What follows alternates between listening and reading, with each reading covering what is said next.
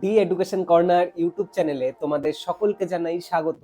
আজ আমি ক্লাস 12 এর 4th সেমিস্টারের এডুকেশন সাবজেক্টের যেই বিষয়টি নিয়ে তোমাদের সাথে আলোচনা করব সেটি হলো মনোযোগ বা অ্যাটেনশন। এই টপিকটি যারা primary TET, upper primary TET এবং সি টেট এক্সাম দিতে চলেছ তাদের জন্য খুবই উপযোগী হতে চলেছে। তার পাশাপাশি যারা বিএড বা ডিএলএড কোর্স করছো তাদের জন্য খুব উপযোগী হতে চলেছে। তাহলে আর দেরি না করে ভিডিওটি শুরু করা যাক। এখানে আমরা সবার শুরুতেই দেখতে পাচ্ছি এখানে মনোযোগ বা অ্যাটেনশন বিষয়টি কি সেটি সম্পর্কে একটা ইন্ট্রোডাকশন দেওয়া রয়েছে। তাহলে সেটা আমরা শুরুতে দেখে নিচ্ছি। মনোযোগ বা অ্যাটেনশন হলো একটি মানসিক প্রক্রিয়া যা ব্যক্তিকে পারিপার্শ্বিক একাধিক উদ্দীপক বা স্টিমুলাসের থেকে একটি এক বা সীমিত উদ্দীপকে নির্দিষ্ট করে এবং তার প্রতি সচেতন করে। তাহলে এখানে বিষয়টি কি বলতে চেয়েছে, আমরা আমাদের চারিপাশে প্রচুর উদ্দীপক বা স্টিমুলাস থাকে আমাদের চারিপাশে, ঠিক আছে, বা আমাদের চারিদিকে অনেক স্টিমুলাস বা উদ্দীপক রয়েছে। এই আমাদের চারিদিকে যে অনেকগুলো উদ্দীপক বা স্টিমুলাস রয়েছে এগুলোর মধ্যে থেকে যখন এক বা কয়েকটি উদ্দীপকের প্রতি আমরা একাগ্র হই বা তার প্রতি আমরা সচেতন হই, সেই প্রক্রিয়াকে বলা হচ্ছে মনোযোগ বা অ্যাটেনশন। তাহলে মনোযোগ বা অ্যাটেনশন হলো একটি মানসিক প্রক্রিয়া যার দ্বারা আমাদের পারিপার্শ্বিক অনেকগুলো উদ্দীপকের মধ্যে থেকে একটি বা নির্দিষ্ট কয়েকটি উদ্দীপকের প্রতি আমরা সচেতন হই বা আমাদের মনকে আমরা একাগ্র করে থাকি।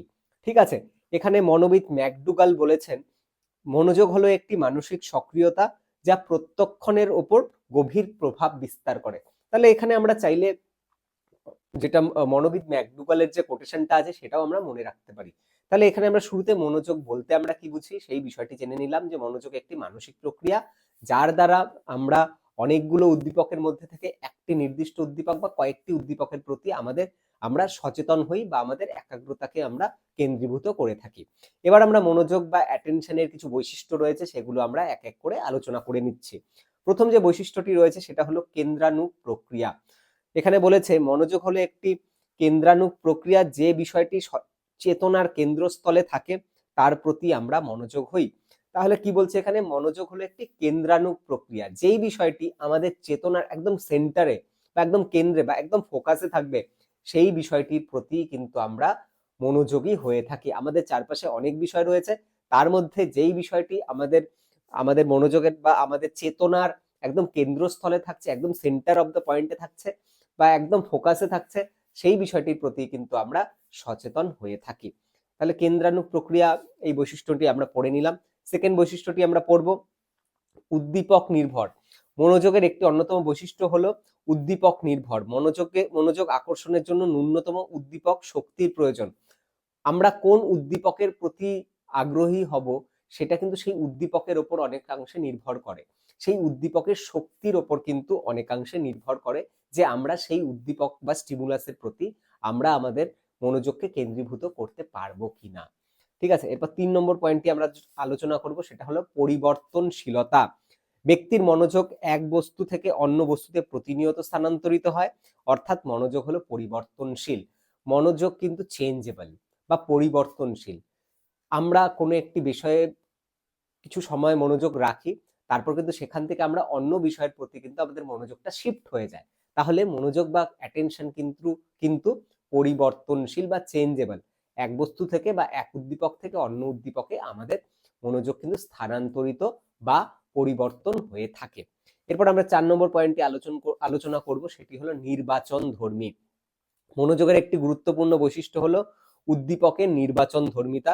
যেসব উদ্দীপক চেতনার প্রান্তে থাকে তার মধ্যে থেকে একটি মাত্র উদ্দীপক নির্বাচন করি এবং তার প্রতি আমরা মনোযোগ দেই।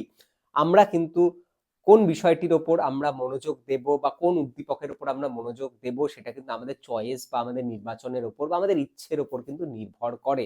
আমরা নির্বাচন করি, অনেক স্টিমুলাস রয়েছে, অনেক উদ্দীপক রয়েছে আমাদের চারিপাশে, সেখান থেকে কিন্তু আমরা আমরা আমাদের আমরা নির্বাচন করি যে কোন উদ্দীপকের প্রতি আমরা আমাদের অ্যাটেনশনটা দেব। যখন ধরো আমরা আইপ্যাডে বা ল্যাপটপে বা আমাদের কম্পিউটারে যখন আমরা ইউটিউবে কোনো ভিডিও দেখতে চাই, ইউটিউবটা অন করি, তখন কিন্তু আমাদের কাছে অনেকগুলো ভিডিওর অপশন থাকে। তখন সেই অনেকগুলো অপশন থেকে কিন্তু আমরা সিলেক্ট করি বা আমরা নির্বাচন করি যে কোন ভিডিওটা আমরা দেখবো এবং তার প্রতি আমরা মনোযোগী হয়ে থাকি। নেক্সট হচ্ছে ইচ্ছামূলক মানসিক প্রক্রিয়া। মনোযোগ একটি ইচ্ছামূলক সক্রিয় মানসিক প্রক্রিয়া। এই মানসিক প্রক্রিয়া একটি নির্দিষ্ট দিকে চালিত হয়ে বস্তু নির্বাচন করে তার প্রতি মনোযোগ দেয়। তাহলে মনোযোগ কি? মনোযোগ হচ্ছে একটা ইচ্ছামূলক প্রক্রিয়া। আমাদের ইচ্ছার উপর কিন্তু নির্ভর করে যে আমরা কোন বিষয়ের উপর মনোযোগ দেব এবং আমরা বা কতক্ষণই বা আমরা সেই বিষয়টির উপর মনোযোগ দেব, সেটা কিন্তু আমাদের ইচ্ছা শক্তির উপর বা আমাদের আমাদের পছন্দের ওপর কিন্তু নির্ভর করে। নেক্সট হচ্ছে উদ্দেশ্যমূলক। মনোযোগ সবসময় উদ্দেশ্যকে কেন্দ্র করে চালিত হয়। মনোযোগ অনির্দিষ্ট বস্তু বা বিষয়কে নির্দিষ্ট করে তোলে। তাহলে আমরা যে কোনো বিষয়ের প্রতি মনোযোগ দেব বা আমাদের মনোযোগ বা অ্যাটেনশন যে কোনো বিষয়ের প্রতি আমাদের থাকবে, সেটার কিন্তু একটা নির্দিষ্ট উদ্দেশ্য রয়েছে। কোনো নির্দিষ্ট উদ্দেশ্য ছাড়া বা লক্ষ্য ছাড়া কিন্তু আমরা কোনো বিষয়ের প্রতি কিন্তু মনোযোগী হই না। কোনো উদ্দেশ্য বা লক্ষ্যকে সামনে রেখে তবেই কিন্তু আমরা কোনো বিষয়ের প্রতি কিন্তু মনোযোগী হয়ে থাকি। নেক্সট হচ্ছে ক্ষণস্থায়ী। মনোযোগের একটি অন্যতম বৈশিষ্ট্য হলো ক্ষণস্থায়ী প্রকৃতি। আমরা কোনো ঘটনা বা বস্তুর প্রতি বেশিক্ষণ মনোযোগ দিতে পারি না। মনোযোগের কিন্তু একটা নির্দিষ্ট একটা টাইম স্প্যান আছে। হ্যাঁ, কোনো বিষয়ের প্রতি কিন্তু আমরা সুদীর্ঘকাল ধরে কিন্তু আমরা মনোযোগ রাখতে পারি না। মনোযোগ কিন্তু একটি ক্ষণস্থায়ী বিষয়। নেক্সট হচ্ছে ধারাবাহিক প্রক্রিয়া। মনোযোগ একটি ধারাবাহিক প্রক্রিয়া। কতগুলি বস্তু বা সংখ্যার প্রতি একসঙ্গে আমরা মনোযোগী হলে বিষয়টি ধারাবাহিকভাবে বা ঐক্যবদ্ধভাবে দৃষ্ট হয়। মনোযোগ কিন্তু অনেক সময় ধারাবাহিকভাবে হয়ে থাকে, ক্রম পর্যায় অনুসারে বা ছোট থেকে বড় বা বড় থেকে ছোট, এরকম কতগুলো বৈশিষ্ট্যকে একসাথে ধারাবাহিকভাবে কিন্তু আমরা অনেকগুলো বস্তুর ওপর কিন্তু আমরা ধারাবাহিকভাবে মনোযোগ রাখতে পারি। নেক্সট হচ্ছে ইতিবাচক ও নেতিবাচক দিক। মনোযোগের ইতিবাচক ও নেতিবাচক দিক দুটোই রয়েছে। মনোযোগের ইতিবাচক দিক বলতে বোঝায় একটি নির্দিষ্ট উদ্দীপকের প্রতি মনোযোগী হওয়া। অপরদিকে মনোযোগের নেতিবাচক দিক বলতে বোঝায় অন্যান্য উদ্দীপককে বর্জন করা। তাহলে মনোযোগ প্রক্রিয়ার মাধ্যমে যেরকম আমরা অনেকগুলো উদ্দীপকের থেকে একটি নির্দিষ্ট উদ্দীপকের প্রতি আমরা আমাদের মনোযোগকে কেন্দ্রীভূত করছি, এক্ষেত্রে এটাকে কিন্তু আমরা ইতিবাচক প্রক্রিয়া বলতে পারি। আবার নেতিবাচক কেন? আমরা কারণ একটা নির্দিষ্ট উদ্দীপকের প্রতি আমরা আমাদের মনকে বা আমাদের সচেতনতাকে কেন্দ্রীভূত করতে গিয়ে কিন্তু আমরা বাকি উদ্দীপকগুলোকে কিন্তু আমরা ইগনোর করছি। একই সাথে মনোযোগ ইতিবাচক এবং নেতিবাচক প্রক্রিয়া। তাই বলা যায় মনোযোগ একটি উদ্দেশ্য নির্ভর, পরিবর্তনশীল, নির্বাচনধর্মী, উদ্দীপক নির্ভর, বিশ্লেষণ নির্ভর, ধারাবাহিক, কেন্দ্রানুগ, ক্ষণস্থায়ী প্রক্রিয়া। তাহলে কি বলবো, এখানে আমরা বৈশিষ্ট্যগুলোর উপর থেকে কি জানতে পারছি? মনোযোগ আমাদের ইচ্ছের উপর নির্ভর করে। মনোযোগ কিন্তু কেন্দ্রানুগ একটি প্রক্রিয়া। মনোযোগ ক্ষণস্থায়ী প্রক্রিয়া। মনোযোগ পরিবর্তনশীল প্রক্রিয়া। মনোযোগ একটি নির্দিষ্ট উদ্দেশ্যকে সামনে রেখে করা হয়। তাহলে আমরা মনোযোগ বলতে কি বুঝি? মনোযোগের বিভিন্ন বৈশিষ্ট্যগুলো আমরা কিন্তু আলোচনা করে নিলাম। এরপর আমরা আলোচনা করব মনোযোগের শ্রেণীবিভাগ। মনোযোগকে সাধারণত দুটি ভাগে ভাগ করা যায়। একটা হলো ইচ্ছা নিরপেক্ষ মনোযোগ, যাকে বলে নন ভলিশিওনাল। আরেকটা হচ্ছে ইচ্ছা প্রণোদিত মনোযোগ, যাকে বলে ভলিশিওনাল। তাহলে নন ভলিশিওনাল অ্যাটেনশন অ্যান্ড আরেকটা হচ্ছে নন ভলিশিওনাল অ্যাটেনশন। এই দুই ধরনের মনোযোগ হয়ে থাকে। এক ধরনের মনোযোগ আমাদের ইচ্ছে শক্তি বা আমাদের ইচ্ছের সাথে সম্পর্কিত। আরেক ধরনের মনোযোগ আছে যেটা আমাদের ইচ্ছের সাথে সম্পর্কিত নয়। যেটা ইচ্ছের সাথে সম্পর্কিত বা যেটা ইচ্ছা নিরপেক্ষ অর্থাৎ ইচ্ছের সাথে সম্পর্কিত নয়, যেটাকে বলা হচ্ছে নন ভলিশিওনাল, তাকে দুটি ভাগে ভাগ করা যায়। একটা হলো স্বতঃস্ফূর্ত মনোযোগ বা স্পন্টেনিয়াস অ্যাটেনশন, আরেকটি হলো প্রবৃত্তিযুক্ত মনোযোগ বা এনফোর্স অ্যাটেনশন। আর যেটা ভলিশিওনাল বা ইচ্ছা প্রণোদিত মনোযোগ, সেটি হলো ব্যক্ত মনোযোগ বা এক্সপ্লিসিট অ্যাটেনশন, আরেকটি হলো গুপ্ত মনোযোগ বা ইমপ্লিসিট অ্যাটেনশন। এই মনোযোগের বিভিন্ন শ্রেণীবিভাগগুলো এবার আমরা আলোচনা করে নিচ্ছি। এখানে আমরা দেখলাম ইচ্ছা নিরপেক্ষ মনোযোগ বলতে কি বোঝানো হচ্ছে, যে ধরনের মনোযোগ আমাদের ইচ্ছে শক্তি বা আমাদের চয়েসের ওপর নির্ভর করছে না, তাকে বলবো আমরা ইচ্ছা নিরপেক্ষ। যে মনোযোগ মানুষের ইচ্ছা দ্বারা নিয়ন্ত্রিত না হয়ে শুধুমাত্র চিরস্থায়ী মানসিক সংগঠন দ্বারা স্বতঃস্ফূর্তভাবে নিয়ন্ত্রিত হয়, তাকে বলে ইচ্ছা নিরপেক্ষ মনোযোগ। তাহলে ইচ্ছা নিরপেক্ষ মনোযোগ আমাদের ইচ্ছে শক্তি বা আমাদের চয়েসের উপর নির্ভর করে না, স্বতঃস্ফূর্তভাবে হয়ে থাকে বা হচ্ছে মানসিক সংগঠন দ্বারা হয়ে থাকে। এই যে ইচ্ছা নিরপেক্ষ বা নন ভলিউশনাল অ্যাটেনশন, এটাকে দুভাগে ভাগ করা যাচ্ছে। একটা হচ্ছে প্রবৃত্তি প্রযুক্ত মনোযোগ বা এনফোর্সড অ্যাটেনশন, আর একটি হলো স্বতঃস্ফূর্ত মনোযোগ বা স্পন্টেনিয়াস অ্যাটেনশন। প্রবৃত্তিযুক্ত মনোযোগ হলো জন্মগত জৈব মানসিক প্রবণতার দ্বারা নিয়ন্ত্রিত। তাহলে যেই মনোযোগটি আমাদের জৈব মানসিক ক্ষমতার দ্বারা বা আমাদের জৈব মানসিক প্রবৃত্তির দ্বারা নিয়ন্ত্রিত হয়, তাকে বলা হবে প্রবৃত্তিযুক্ত মনোযোগ বা এনফোর্সড অ্যাটেনশন। এবং যেই মনোযোগটি আমাদের সেন্টিমেন্টের সাথে সম্পর্কিত, তাকে বলা হয় স্বতঃস্ফূর্ত মনোযোগ বা স্পন্টেনিয়াস অ্যাটেনশন। এখানে আমরা জাস্ট কি পয়েন্টটা মনে রাখবো যে প্রবৃত্তিযুক্ত মনোযোগ আমাদের জৈব মানসিক প্রবণতার সাথে সম্পর্কিত, এবং স্বতঃস্ফূর্ত মনোযোগ যেটি আমাদের সেন্টিমেন্ট বা আবেগ অনুভূতির সাথে সম্পর্কিত। তাহলে আমরা দু ধরনের, যেটা নন ভলিউশনাল বা ইচ্ছা নিরপেক্ষ মনোযোগ রয়েছিল, সেই দুটো আমরা আলোচনা করে নিলাম। এবার আমরা ইচ্ছা প্রণোদিত যে মনোযোগ রয়েছে দু ধরনের, সেটা আমরা আলোচনা করে নেব। তাহলে ইচ্ছা প্রণোদিত মনোযোগ কাকে বলবে? যে মনোযোগ আমাদের ইচ্ছের দ্বারা নিয়ন্ত্রিত হয় তাকে বলবো আমরা ইচ্ছা প্রণোদিত মনোযোগ। এটাকে দুভাগে ভাগ করা যাচ্ছে, একটি হলো গুপ্ত মনোযোগ আর একটি হলো ব্যক্ত মনোযোগ। যখন কোনো বস্তুর প্রতি মনোযোগ দেওয়ার জন্য একক ইচ্ছা শক্তি প্রয়োগ করা হয় বা সামান্য ইচ্ছা শক্তি প্রয়োগ করলেই আমরা মনোযোগী হয়ে যাই, তাকে বলা হয় গুপ্ত মনোযোগ। অর্থাৎ যে কোনো বস্তুর প্রতি যখন আমরা একবার চেষ্টা করলেই বা একবার ইচ্ছে করলেই সেই বস্তুর প্রতি আমরা মনোযোগী হয়ে যাচ্ছি, তাকে বলা হচ্ছে গুপ্ত মনোযোগ। এবং যে বস্তুর প্রতি মনোযোগী হওয়ার জন্য আমাকে বারবার অ্যাটেনশন দিতে হয়, বারবার আমাকে মনোযোগ দিতে হয়, তাকে বলা হচ্ছে ব্যক্ত মনোযোগ বা এক্সপ্লিসিট অ্যাটেনশন। তাহলে এখানে আমরা মনোযোগের যে শ্রেণী বিভাগটা রয়েছে সেটা আলোচনা করে নিলাম। মনোযোগকে দুটি ভাগে ভাগ করা যায়, ইচ্ছা নিরপেক্ষ, ইচ্ছা প্রণোদিত। ইচ্ছা নিরপেক্ষকে আবার দুটি ভাগে ভাগ করা যায়, ইচ্ছা প্রণোদিতকে আবার দুটি ভাগে ভাগ করা যায়। ইচ্ছা প্রণোদিতর দুটি ভাগ, একটি হলো এক্সপ্লিসিট আর একটি হলো ইমপ্লিসিট।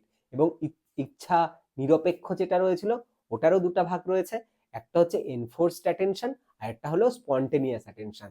তাহলে আমরা মনোযোগ কাকে বলে পড়লাম, মনোযোগের শ্রেণীবিভাগ পড়লাম, মনোযোগের বৈশিষ্ট্যগুলো পড়লাম। এবার আমরা মনোযোগের বিভিন্ন নির্ধারক গুলো বা ডিটারমিনেন্টস অফ অ্যাটেনশন সম্পর্কে আলোচনা করব। তাহলে আজকের আমাদের সর্বশেষ টপিক এটা, এই টপিকটি সব থেকে ইম্পর্টেন্ট, সব থেকে বড় টপিক। আজকের ভিডিওটি কিন্তু অনেকটি বড় হবে, তাই সবাই ধৈর্য নিয়ে ভিডিওটি অবশ্যই দেখবে।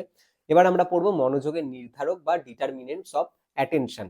মনোযোগের নির্ধারক বা মনোযোগের যে ডিটারমিনেন্টস গুলো রয়েছে সেটিকে দুটি ভাগে ভাগ করা যায়, একটি হলো বস্তুগত বা অবজেক্টিভ ডিটারমিনেন্টস আর একটি হলো ব্যক্তিগত বা সাবজেক্টিভ ডিটারমিনেন্টস। আমরা প্রথমে বস্তুগত যে নির্ধারক বা অবজেক্টিভ ডিটারমিনেন্টস রয়েছে অ্যাটেনশনের, সেগুলো আমরা আলোচনা করে নিচ্ছি। প্রথম যেটা রয়েছে সেটা হচ্ছে তীব্রতা। বিভিন্ন উদ্দীপকের মধ্যে যে উদ্দীপকটি বেশি তীব্র হবে, ঠিক আছে, সেটি সহজেই ব্যক্তির মনোযোগ আকর্ষণ করে নেবে। তাহলে বস্তুগত নির্ধারক বলতে সেই উদ্দীপকের বৈশিষ্ট্যগুলো বলছে যার প্রতি আমরা কিন্তু আকর্ষিত হব, এবং ব্যক্তিগত নির্ধারক বলতে সেই ব্যক্তির কথা বলছে যে মনোযোগ দেবে। তাহলে এটা কিন্তু ভালো করে বুঝে নিতে হবে, ব্যক্তিগত আর বস্তুগত নির্ধারকটা কি। বস্তুগত নির্ধারক সেই উদ্দীপক বা বস্তু যার প্রতি আমরা অ্যাটেনশন দেব, এবং ব্যক্তিগত নির্ধারক সেই ব্যক্তি, ধরো আমার একজন ব্যক্তির কিছু বৈশিষ্ট্য যা তাকে মনোযোগী হতে সাহায্য করবে। প্রথমে আমরা বস্তুগত নির্ধারকগুলো আলোচনা করছি বা অবজেক্টিভ ডিটারমিনেন্টস গুলো। তার মধ্যে প্রথমটি কিছু তীব্রতা বা ইন্টেন্সিটি। যেই উদ্দীপকগুলির, আমাদের আশেপাশে অনেক উদ্দীপক রয়েছে, যেই উদ্দীপকগুলির বেশি তীব্র হয় তার প্রতি আমরা অ্যাটেনশন দিই। ধরো অনেক 10টি লাইট জ্বলছে, যেই লাইটটি সব থেকে বেশি আলো দিচ্ছে আমরা তার প্রতি আমরা অ্যাটেনশন দেব। তাহলে তীব্রতা প্রথম একটি বৈশিষ্ট্য বা নির্ধারক। মেন হচ্ছে বিস্তৃতি। বিস্তৃতি বলতে বোঝায় হচ্ছে তোমার আকার বা আয়তন, ঠিক আছে। অনেকগুলো উদ্দীপকের মধ্যে থেকে যেই বস্তুটি বা যেই উদ্দীপকটি আকার বা আয়তনের দিক থেকে বেশি বেশি হবে তার প্রতি কিন্তু আমরা অ্যাটেনশন দিব। অনেকগুলো বল আছে, তার মধ্যে একটা বড় বল আছে, তার প্রতি কিন্তু আমাদের অ্যাটেনশনটা যাবে, ঠিক আছে। নেক্সট হচ্ছে পুনরাবৃত্তি বা অ্যাটেনশন। কোনো একটি উদ্দীপক বারবার বারবার আমাদের সামনে প্রেজেন্ট করা হলে আমরা সহজেই তার প্রতি আমরা আমাদের অ্যাটেনশনটা দিয়ে দিই। একটা উদ্দীপক প্রতিদিন আমার কাছে সামনে আসছে, তাহলে কিন্তু আমরা সেই বস্তুটির প্রতি কিন্তু আমরা অ্যাটেনশন দেব, ঠিক আছে। নেক্সট হচ্ছে অভিনবত্ব বা নোভেলটি। অনেকগুলো উদ্দীপক রয়েছে আমাদের পাশে, তার মধ্যে যেই উদ্দীপকটি নতুন বা অভিনব বা মৌলিক, অন্য উদ্দীপকগুলোর থেকে আলাদা, সেই উদ্দীপকের প্রতি কিন্তু আমরা আমাদের অ্যাটেনশন বা মনোযোগটা কিন্তু দেব। ঠিক আছে, তাহলে উদ্দীপক যেটা অভিনবত্ব এটা আমরা জানলাম। তারপর আছে গতিশীলতা বা ডাইনামিক্সিটি। ঠিক আছে, ডাইনামিসিটি, ঠিক আছে, বা ডাইনামিক। ডাইনামিক বলতে বোঝাচ্ছে বা গতিশীল যেগুলো রয়েছে উদ্দীপক, ধরো আমার আশেপাশে যে উদ্দীপকগুলো রয়েছে সবগুলো স্থির, তার মধ্যে একটা মধ্যে গতি আছে বা স্পিডে বেরিয়ে গেল আমার সামনে দিয়ে কিছু একটা, আমরা তার প্রতি কিন্তু অ্যাটেনশন দিব। ধরো আমরা রাস্তায় হেঁটে যাচ্ছি, আর সাইড দিয়ে অনেকগুলো গাড়ি বা বাইক আস্তে আস্তে যাচ্ছে, একটা বাইক খুব স্পিডে প্রায় 100 কিলোমিটার পার আওয়ারের স্পিডে আমার পাশ দিয়ে বেরিয়ে গেল, আমি সেই বাইকটার প্রতি কিন্তু অবভিয়াসলি আমার অ্যাটেনশন যাবে। তাহলে গতিশীলতা কিন্তু আহ, এক ধরনের নির্ধারক যার জন্য কিন্তু সেই বস্তুর প্রতি আমরা কিন্তু অ্যাটেনশন দিয়ে থাকি। নেক্সট হচ্ছে আকস্মিকতা বা সাডেননেস। আমাদের সামনে হঠাৎ করে কোনো বস্তু চলে আসলে কিন্তু আমরা তার প্রতি কিন্তু আকর্ষিত হই বা আমাদের মনোযোগটা যায়। যেমন এখানে লেখা আছে, দেখবে এখানে, যে হঠাৎ করে বিদ্যুৎ চমকালে আমাদের সেই বা বাজ পড়লে তার প্রতি কিন্তু আমাদের অ্যাটেনশনটা চলে যায়। তারপর আছে স্পষ্টতা বা ক্ল্যারিটি। ঠিক আছে, কোনো বিষয়ের মধ্যে যদি স্পষ্ট, একদম স্বচ্ছ কোনো বিষয় যদি আমাদের কাছে সামনে থাকে, তার প্রতি আমরা অ্যাটেনশন দিই। যেমন এখানে লেখা আছে, ভালো হাতের লেখা ও খারাপ হাতের লেখার মধ্যে স্বাভাবিকভাবেই ভালো হাতের লেখার প্রতি আমরা কিন্তু সহজেই আমাদের মনোযোগটিকে আমরা আকর্ষিত করি। স্পষ্টতা হলো মনোযোগের অন্যতম একটি নির্ধারক। ঠিক আছে, তাহলে এখানে আমরা আহ 4 আর 3 7টি মোট 7টি আমরা বস্তুগত নির্ধারক আলোচনা করলাম। অর্থাৎ সেই বস্তুটি বা সেই উদ্দীপকটির ক্যারেক্টারিস্টিক্স বা সেই বস্তু যার প্রতি আমরা অ্যাটেনশনটা দেব, তার মধ্যে কি কি ছিল? ক্ল্যারিটি ছিল, সাডেননেস ছিল, নোভেলটি ছিল, রিপিটেশন ছিল। এরকম আমরা 7 ধরনের ক্যারেক্টারিস্টিক্স পড়েছি, বা যেগুলো হচ্ছে আমার বস্তুগত নির্ধারক। এবার আমরা পড়বো হচ্ছে ব্যক্তিগত নির্ধারক বা সাবজেক্টিভ ডিটারমিনেন্টস। এখানে তাহলে সেই ব্যক্তির কিছু বৈশিষ্ট্য, যেই ব্যক্তি অ্যাটেনশন দেবে। প্রথমটা হলো প্রবৃত্তি বা ইনস্টিংক্ট। আমাদের প্রবৃত্তি বা ইনস্টিংক্টের ওপর কিন্তু আমার মনোযোগ অনেকাংশে নির্ভর করে থাকে।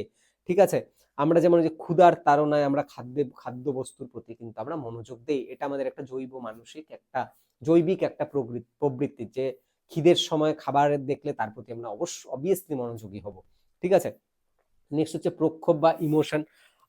আমার প্রক্ষোভ অর্থাৎ আমার ইমোশনস গুলো, আমার আবেগ অনুভূতিগুলো যেই বিষয়ের প্রতি আকৃষ্ট করে, আমি কিন্তু তার প্রতি কিন্তু অবশ্যই মনোযোগ দেব। অর্থাৎ ব্যক্তিগত অন্যতম একটি নির্ধারক হলো প্রক্ষোভ বা ইমোশনস। ঠিক আছে, নেক্সট হচ্ছে টেম্পারমেন্ট বা মনোপ্রকৃতি। ব্যক্তির নিজস্ব মেজাজগত বৈশিষ্ট্য কিন্তু তার তার মনোযোগের কিন্তু অন্যতম একটি কারণ। ঠিক আছে, মনোপ্রকৃতি অর্থাৎ ব্যক্তির টেম্পারমেন্ট বা তার যে মেজাজগত যে বৈশিষ্ট্য রয়েছে, সেটি কিন্তু মনোযোগের অন্যতম একটি নির্ধারক। নেক্সট হচ্ছে সেন্টিমেন্ট। আমাদের প্রত্যেকের কিছু সেন্টিমেন্ট বা আবেগ থাকে, যেটা আমাদের জন্মের পর থেকে ধীরে ধীরে ধীরে ধীরে আমাদের মধ্যে ডেভেলপ করে।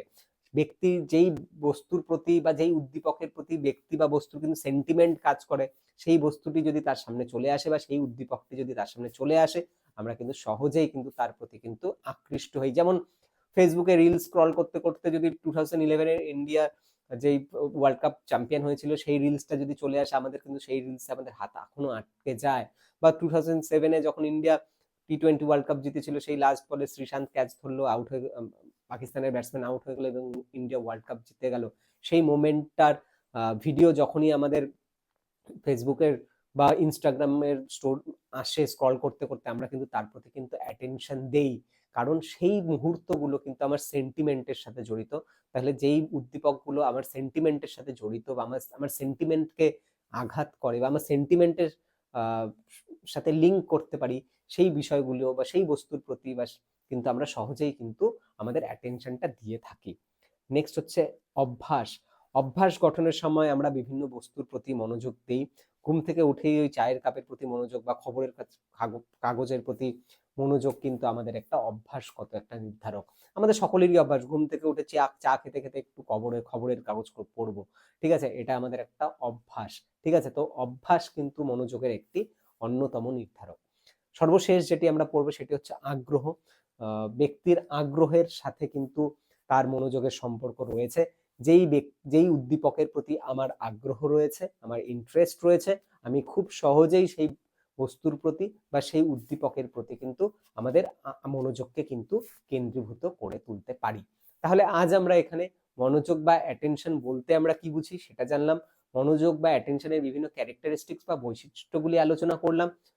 তারপর আমরা অ্যাটেনশন বা মনোযোগকে কি কি ভাগে ভাগ করা যায় সেটা সম্পর্কে জানলাম, এবং সর্বশেষ আমরা মনোযোগ বা অ্যাটেনশনের যে ডিটারমিনেন্টস বা উদ্দীপকগুলো রয়েছে, যেটাকে দুভাগে ভাগ করা যায়, অবজেক্টিভ অ্যান্ড সাবজেক্টিভ ডিটারমিনেন্টস, সেই সম্পর্কেও কিন্তু আমরা জানলাম। আজকের ক্লাসটি যদি তোমাদের ভালো লাগে তাহলে ভিডিওটি অবশ্যই লাইক করবে, আমার চ্যানেলটি সাবস্ক্রাইব করবে এবং বন্ধুদের সাথে শেয়ার করবে। তাহলে দেখা হচ্ছে পরের ভিডিওতে।